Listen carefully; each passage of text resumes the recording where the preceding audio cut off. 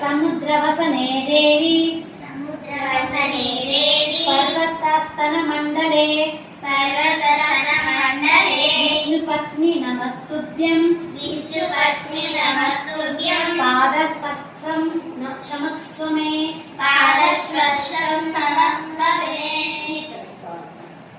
మనము శ్లోకం నేర్చుకున్నాం కదా, భూదేవికి క్షమాపణ చెప్తూ దానికి మీనింగ్ చెప్తాం. ఏంటండి?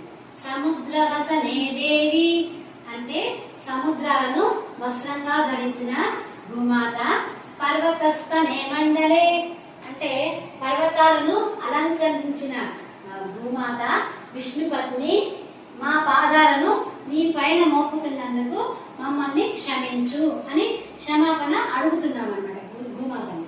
అదే శ్లోకానికి అర్థం. ఓకేనా? నిద్ర లేచిన దగ్గర నుంచి మనం నిద్రపోయినంత వరకు భూమి మీద నడుస్తూనే ఉంటాం కదా.